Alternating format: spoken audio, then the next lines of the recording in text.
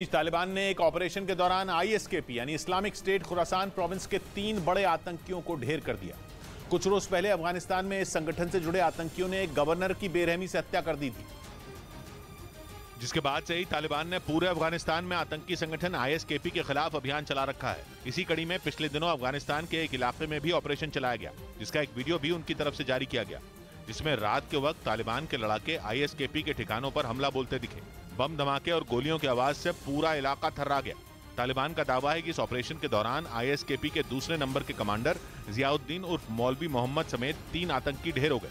इसके अलावा तालिबान के लड़ाकों ने असद लगमानी नाम के आतंकी को मार गिराया, जिसके इशारे पर पिछले साल अक्टूबर में अफगानिस्तान की एक मस्जिद को उड़ा दिया गया था। उस आत्मघाती हमले में कई लोगों की मौत हो गई थी और तालिबान का दावा है कि आईएसकेपी के आतंकी असद लगमानी ने मस्जिद को उड़ाने की साजिश रची थी। यही नहीं, तालिबान के इस ऑपरेशन में आतंकी सलमान तजाकिस्तानी भी मारा गया है, जिसे बम बनाने में महारत हासिल थी। तालिबान का यह भी कहना है कि उनके इस ऑपरेशन में आईएसकेपी के कई ठिकाने तबाह हो गए और वहां से भारी संख्या में हथियार बरामद हुए।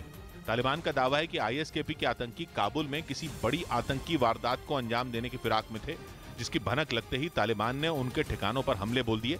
हालांकि आतंकी संगठन आईएसकेपी ने तालिबान के इस दावे को झुठला दिया। उधर अफगानिस्तान का काबुल बम धमाके से दहल गया। विदेश मंत्रालय के बाहर हुए धमाके में 6 लोगों की मौत हो गई, जबकि कई लोग घायल हो गए। तालिबान पुलिस ने इसे आत्मघाती हमला बताया। काबुल में विदेश मंत्रालय के पास हुआ यह धमाका इतना जोरदार था कि वहां की कई इमारतों के शीशे टूट गए और लोग दहशत में आ गए।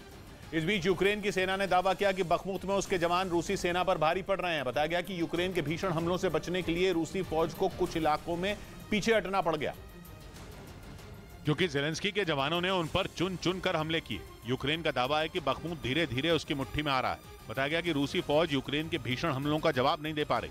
दावा किया गया कि पुतिन के जवान बखमुत में टैंकों की कमी से जूझ रहे हैं, जिसका फायदा यूक्रेन के सैनिक उठा रहे हैं।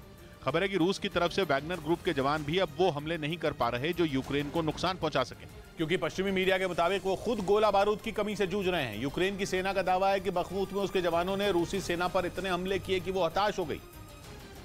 और खबर है कि इसी का फायदा उठाकर यूक्रेन बखमुत को पूरी तरह से रूसी सेना से आजाद करवाना चाहता है। असल में बखमुत पूर्वी यूक्रेन का एक छोटा सा औद्योगिक शहर है, इसलिए पिछले कई महीनों से रूसी सेना ने इसकी घेरेबंदी की हुई है, क्योंकि अगर एक बार वो बखमुत पर पूरी तरह से कब्जा कर पाई तो यूक्रेन को आर्थिक तौर पर चोट पहुंचाना उसके लिए आसान हो जाएगा। यही वजह है कि रूसी सेना ने बखमुत के जिन हिस्सों पर कब्जा कर रखा है उसे यूक्रेन हर हाल में वापस चाहता है। यूक्रेन के मुताबिक उसके जवान इसके लिए पूरी ताकत से रूसी सेना से लड़ रहे हैं।